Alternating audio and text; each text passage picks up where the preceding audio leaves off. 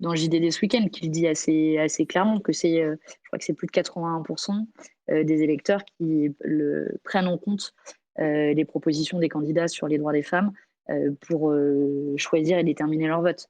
Et bon, on ne fait pas ça parce qu'on est électoraliste, et en même temps, ça veut quand même dire que c'est devenu une préoccupation majeure dans la société, et je trouve que c'est à nous de nous en saisir. Et quand je dis nous, c'est dans le cadre d'une campagne présidentielle, mais pas que. Tout ce qu'on peut organiser par ailleurs et qu'on organisera par la suite, en espérant que on emmènera à l'Élysée un défenseur des droits des femmes. Mais même si c'est pas le cas, je pense que notre capacité à nous organiser, du coup, on sera que plus forte. Si tu veux réagir, Caro, n'hésite pas. Ouais, moi, enfin, en fait, je suis partagée parce que je suis à la fois d'accord sur le fait que les moments où on s'organise, entre nous, en fait, donc comme les moments où on s'organise entre les personnes qui subissent le patriarcat et que, je pense qu'on arrive à créer des choses qui sont très, très fortes et assez incroyables. Enfin, moi, je l'ai vécu à Nous Toutes, par exemple, où je pense qu'on a réussi à faire bouger des lignes dans la société de manière assez profonde. Et en même temps, pour reprendre une expression chère à notre président de la République actuellement candidat, d'abord, je pense que les milieux féministes, ils échappent pas en fait aux violences et aux inégalités.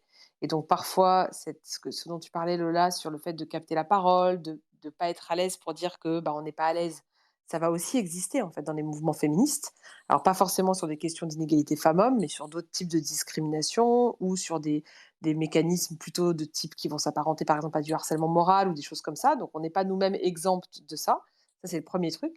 Et le deuxième truc, c'est que pour moi, je n'imagine pas un monde dans lequel on change la donne uniquement en étant entre personnes convaincues qui créons un rapport de force. C'est-à-dire, je pense qu'il y a un moment, il faut qu'on s'articule avec les personnes qui prennent le pouvoir, voire qu'on prenne le pouvoir nous-mêmes avec eux, enfin, ou avec elles et avec eux, pour réussir à faire changer la donne. Parce que, enfin, je pense qu'il y a vraiment une question de dynamique, en fait, et d'articulation entre les mouvements. On a besoin d'un mouvement social, féministe, structuré, organisé de masse, qui pousse à faire bouger les choses, mais on a aussi besoin, dans les partis à la tête de l'État, de personnes féministes qui mettent en place des politiques publiques efficaces. Et pour moi, l'un ne va pas sans l'autre. C'est-à-dire que si on n'a pas de mouvements sociaux, c'est pas vrai qu'on a des gens qui vont à la tête de l'État faire des politiques publiques. Et si on n'a pas des gens à la tête de l'État qui font des politiques publiques, en fait, les mouvements sociaux, d'ailleurs, c'est ce qu'on a vu depuis 5 ans. Moi, ça a été assez douloureux en tant que militante féministe, pendant 5 ans, d'avoir un gouvernement qui était le gouvernement de Macron, qui nous a ghostés. On s'est fait, donc j'ai appris ce mot il n'y a pas très longtemps, mais on s'est fait ghoster, quoi, totalement. Genre, c'était très douloureux, en fait. C'est-à-dire qu'ils nous ont ignorés. Pendant 5 ans, on s'est mobilisés, on a organisé les plus grandes mobilisations de l'histoire de France, enfin, dans le mouvement féministe. Ils nous ont jamais reçus, ils nous ont jamais parlé, ils ont jamais repris aucune de nos revendications. Et là, il y a un truc qui dysfonctionne en termes démocratiques, quoi. Ouais, on a croisé la directrice du planning familial aujourd'hui, et qui disait que en fait, c'était la première fois qu'il voyait Blanquer qui était venu sur le train pour l'égalité, qui était organisé par la Fondation des femmes, et ça fait juste 5 ans qu'ils sont au pouvoir, quoi, et qui rencontrent pas le planning familial dans ce contexte, c'est assez fou. Et en même temps, ce que tu dis, c'est assez vrai, parce que quand bien même, tu vois, demain Jean-Luc Mélenchon serait président de la République, ou en tout cas le 24 avril, je pense qu'on a aussi besoin d'une société civile et d'un mouvement féministe et associatif qui reste euh, mobilisé, structuré, parce que c'est aussi ça qui nous permettra de créer les changements dans la société sur lesquels on pourra s'appuyer pour mettre en œuvre l'ensemble du programme. Que ce... T'inquiète, t'inquiète. Ça, je compte sur toi. Moi, je me suis engagée dans la campagne de Jean-Luc, mais le 25 avril au matin, on peut faire la grève générale pour le forcer à mettre en place son programme. On compte sur toi, On va bien se marrer. tu vas aller t'enchaîner à l'Élysée en Mais disant. grave! Mais pas toute seule, on sera des centaines de milliers dans la rue pour lui demander d'appliquer Mais son programme. Mais en vrai, enfin, on gagne pas une élection présidentielle si on gagne pas la bataille culturelle. Et la bataille culturelle, on la gagne aussi parce que derrière, il y a eu des années de travail, et en l'occurrence sur les questions féministes, il y a eu des années de travail du mouvement associatif, qui fait que maintenant, quand on dit 1 milliard pour lutter contre les violences, je dis pas que ça parle à 100% de la population, mais il y a plein de gens qui voient à peu près à quoi ça fait référence, qui pensent que le sujet, c'est un sujet majeur, qui pensent que les inégalités de salaire, en fait, c'est pas une fatalité, que c'est pas normal que celles qui prennent soin de nos personnes âgées, de nos personnes handicapées, et cetera, elles soient payées sous le seuil de pauvreté. Et en fait, tout ça, ce sera aussi essentiel quand, on mettra en place un certain nombre, de ces mesures-là, qu'on prône et en même temps qu'on va se taper un mouvement réac. Puisque moi, j'en suis convaincue, on aura un mouvement de réac, parce que, il y a encore des restes issus de la Manif pour tous qui sera capable de s'organiser. Alors j'espère pas sur les questions type droit à l'avortement, et cetera, et encore qu'on est à l'abri de rien. Mais je suis sûre qu'il y aura, des mouvements des réacs qui viendront dans la rue parce qu'ils pensent qu'on en fera trop. Enfin, il y aura toujours des polémiques à la con, en fait. Il faudra juste être plus nombreux en face, quoi. Grave, et on compte sur tout le monde. Allez, on donne une dernière Il y parole. a Il y a Ada. Allen. Allez, Attends, on n'a Allen pas et la même Ada. Il y personne. a Ada aussi depuis OK, longtemps. Alors, on commence par qui? vas-y, donne. Bah, Alors, vas-y, de toute façon, Allen, c'est toi là. vas-y. Allen, je viens de te donner la parole. Ça marche, mais ça met juste le temps de se connecter. Et après, ça sera Ada.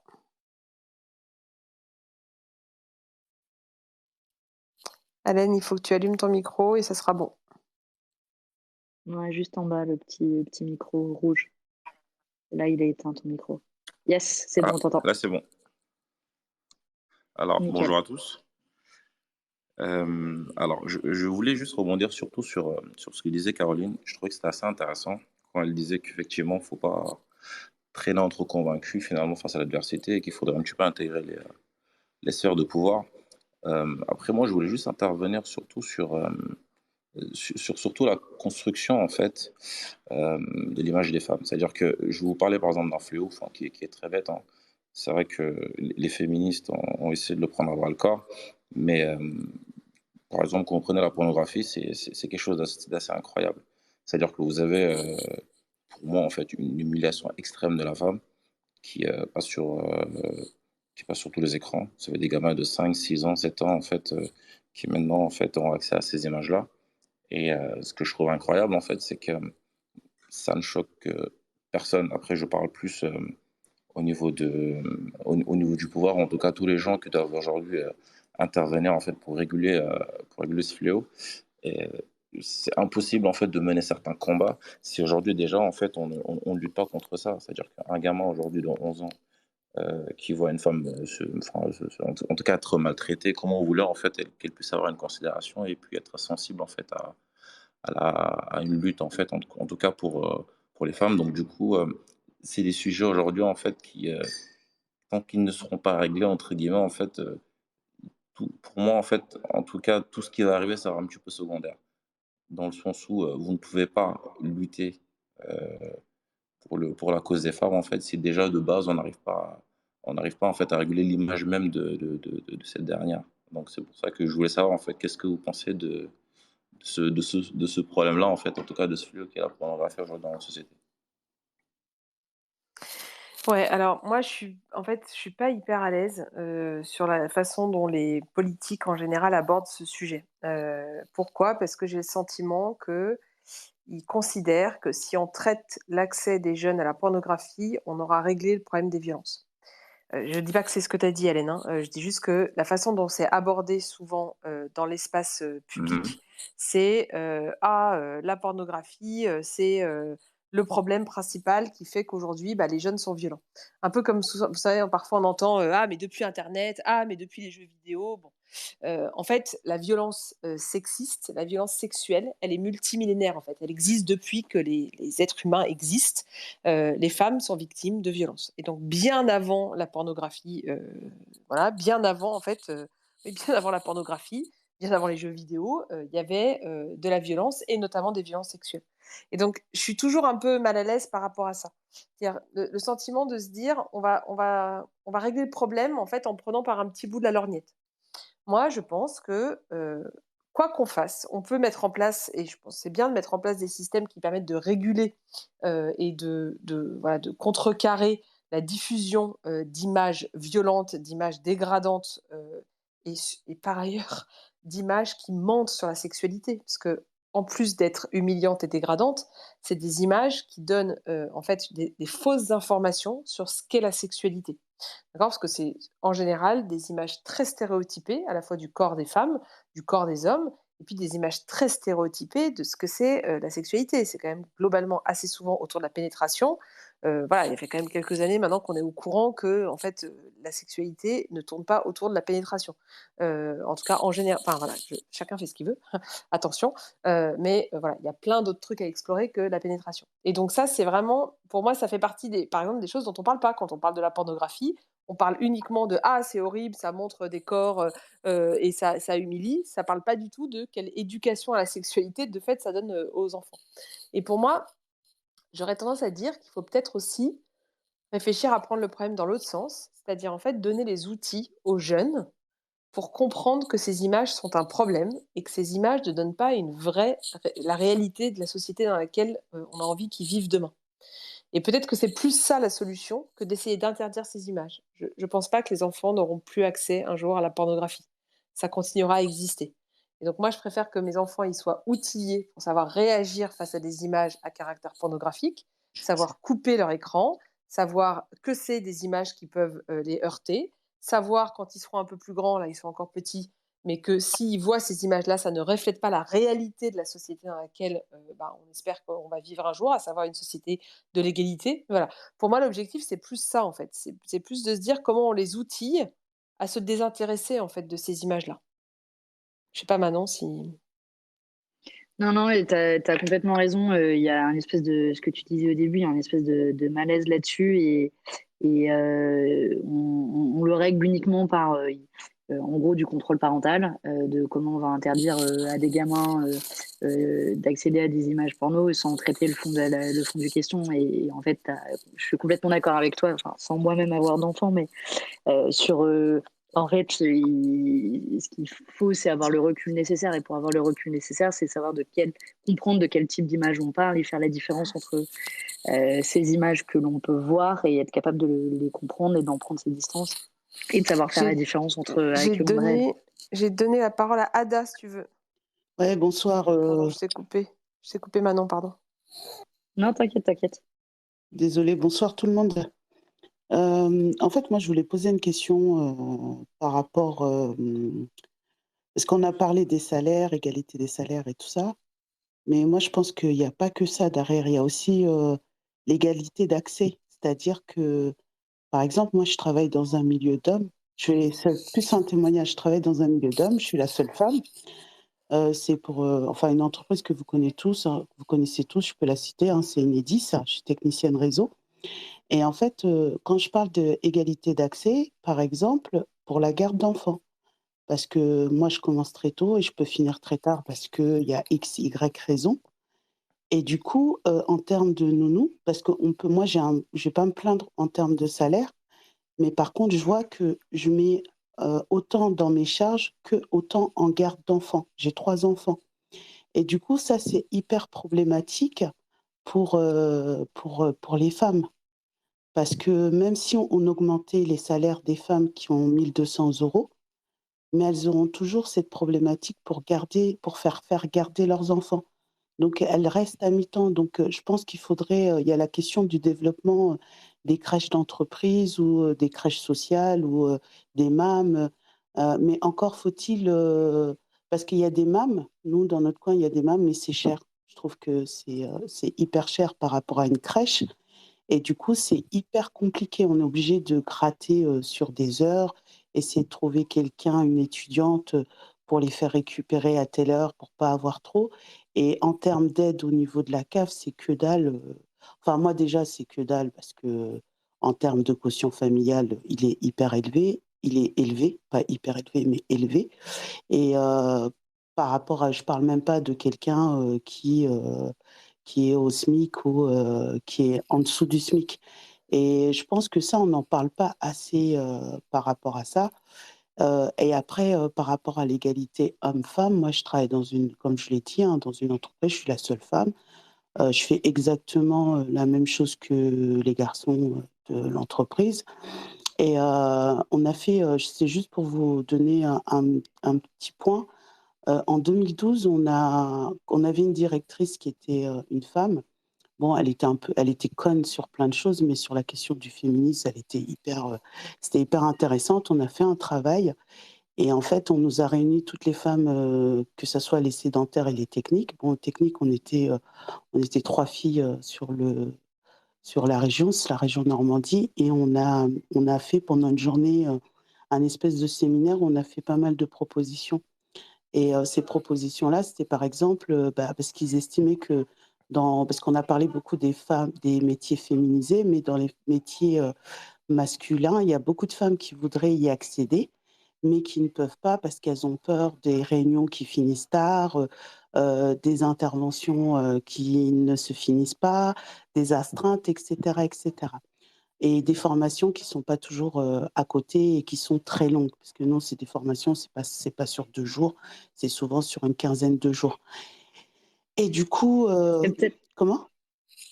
non, je voulais déjà rebondir sur ta première partie de ton interview parce que, en fait, je te remercie et c'est un sujet qu'on n'a pas encore abordé et qui est essentiel.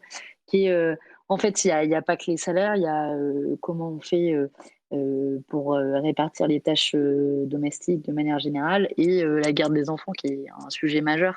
Et je pense que tout le monde, il y a certainement plein de gens sur Space là qui ont fait l'expérience de obtenir une place en crèche, qui a un espèce d'immense parcours du combattant parce que juste il n'y a pas assez de places de crèche en France, c'est 150 000 à peu près places disponibles chaque année, alors que si vous faites le calcul par rapport au nombre de naissances chaque année, on est absolument loin du compte. C'est à peu près ça doit être quoi, 1 pour 4, 1 pour 5, 1 pour 8. 1 pour 8. 1 pour 8, 1 pour 8, tu vois. Donc 1 pour 8, donc ça veut dire qu'il y a 7 bébés qui n'ont pas de place en crèche. Mais ça, c'est pour la crèche. Et après, pour les gardes, c'est extrêmement problématique le coût financier, d'une part, et d'autre part, ça suppose de, en effet, pouvoir s'organiser. Et qu'à la fin, c'est souvent la mère, y compris parce que elle a le salaire souvent le plus faible dans le couple, qui va s'organiser pour garder les enfants. Et je pense qu'un des éléments essentiels, si on veut, y compris agir sur le levier salarial, c'est de créer beaucoup, beaucoup, beaucoup, beaucoup de places en crèche et de garde d'enfants. Vas-y, si tu veux réagir, Caro, là-dessus, et Ada, si tu voulais finir. Ah mince, Caro, elle est plus haute. Vas-y, Ada, je te redonne la parole pour finir et je vais essayer de reprendre Caro. D'accord. En fait, ouais, on avait fait un travail, c'est-à-dire qu'on s'était réunis justement un 8 mars. Et en fait, on avait parlé de tout ça. Donc, on a mis en place ce qu'on appelle les Pardon. D'accord. Il n'y a pas de mal. On a mis en place ce qu'on appelle les tickets CESU jusqu'à l'âge de 13 ans, parce qu'on estimait que un enfant de 13 ans, il ne peut pas rester tout seul quand maman est en réunion jusqu'à 18h, 19h. Donc, on a mis ça en place. On a mis en place, les accès pour des jeunes. En priorité, on a demandé la priorisation des filles en particulier. Donc, on a eu pas mal d'anciennes esthéticiennes, d'anciennes boulangères et tout qui sont avec nous en apprentissage. Et ça, ils font 4 mois de remise à niveau et après, ils font l'apprentissage avec un diplôme. Donc, ça, c'est aussi intéressant. Enfin, on a mis en place plein de choses et on a mis surtout le truc le plus simple qui me tenait vraiment à cœur, c'est le truc de la diversité sur les discriminations. Donc voilà, c'était mon petit témoignage. Et en fait, je voulais dire merci à la France insoumise et en particulier à Manon et à toute l'équipe, tous les députés pour le travail qu'ils ont fait, notamment concernant l'endométriose, même si certains LR se l'approprient, mais on sait d'où ça vient et on vous applaudit tous, on vous embrasse. Et Jean-Luc Mélenchon 2022, c'est sûr, et il n'y a que ça de vrai. Allez, bisous à tout le monde. Merci Ada, c'est sympa. Et ouais, sur l'endométriose, c'était une proposition qui était notamment portée par Clémentine Autain. Alors la bataille n'est pas terminée sur le sujet, mais on pourrait encore repartir toute la nuit sur comment le gouvernement essaie de nous entuber aussi là-dessus, quoi. En tout cas, demain, on se retrouve pour les Parisiennes et Parisiens ou les Franciliens, les Franciliennes à 14h, gare du Nord. Il y aura des gens dès 13h, mais vous pouvez venir à 14h. Il y aura un cortège, j'imagine, il y aura des gens de la France insoumise.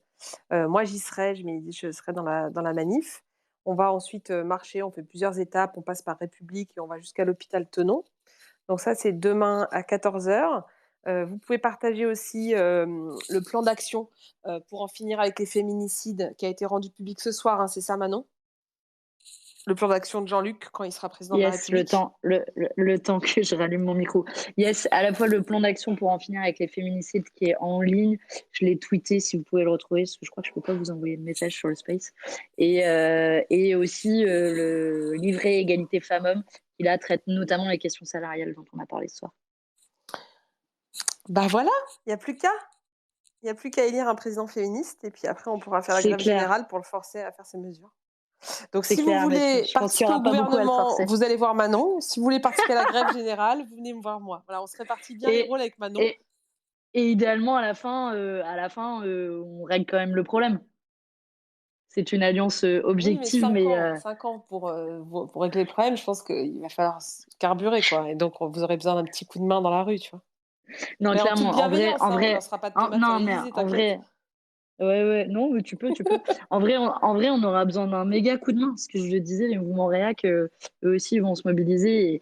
Et, ouais, je sais pas si en 5 ans, il y aura 0 féminicide par an, parce que je suis réaliste. Et en même temps, en tout cas, on saura donner l'ensemble des moyens pour prévenir, d'une part, accompagner les femmes, punir aussi quand c'est nécessaire, et qu'on aura un outil policier judiciaire qui fonctionnera bien mieux sur la question des féminicides.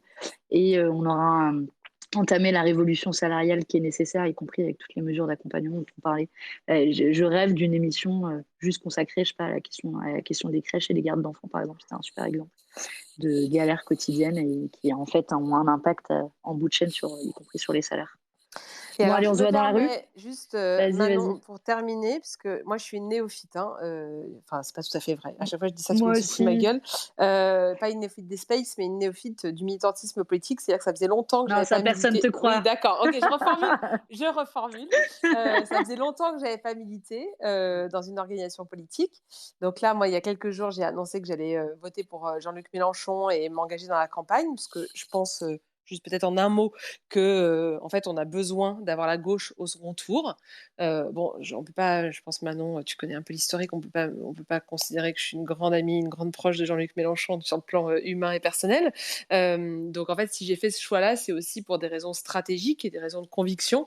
C'est que je pense vraiment qu'on on ne pourra pas supporter en fait Marine Le Pen ou Éric Zemmour au second tour. Ça va faire trop de mal, ça va faire monter le racisme à un niveau encore plus élevé qu'il n'est aujourd'hui. Et je pense que ça augure d'un quinquennat de Macron qui sera encore plus libéral que celui qu'on a eu là. Alors que si on a un second tour avec la gauche, en fait, je pense que ça change un peu. D'abord, ça nous permet de gagner. Si on n'est pas au second tour, c'est sûr qu'on ne peut pas gagner. Et puis, si on perd, ça augure quand même un quinquennat un peu différent. Donc moi, je vous encourage, il reste quand même pas beaucoup de temps avant le premier tour, à vous engager. D'abord, c'est hyper sympa de faire la campagne avec Manon. Bon, tout le monde ne pourra pas être tout le temps avec Manon, mais vous voyez ce que je veux dire, c'est sympa de faire la campagne à la France Insoumise, quoi. Et puis, il y a une appli. Donc, j'ai découvert qu'il y avait une application qui s'appelle Action Populaire. Vous aviez pas ça, nous toutes. Hein. Eh ben non, mais je suis trop jalouse. Je veux ça pour le prochain mouvement que je crée. C'est une action où vous pouvez trouver une diff de tract près de chez vous. Enfin bon, c'est génial. Donc voilà, inscrivez-vous. Je suis trop contente. Donc j'ai trouvé une diff, j'étais contente. Voilà, donc vous pouvez vous inscrire sur... Pour ça, il faut signer sur mélenchon2022.fr pour pour commencer. Vous téléchargez l'appli et vous allez vous inscrire sur mélenchon2022.fr et après, vous avez plus qu'à diffuser des flyers et venir à des manifs.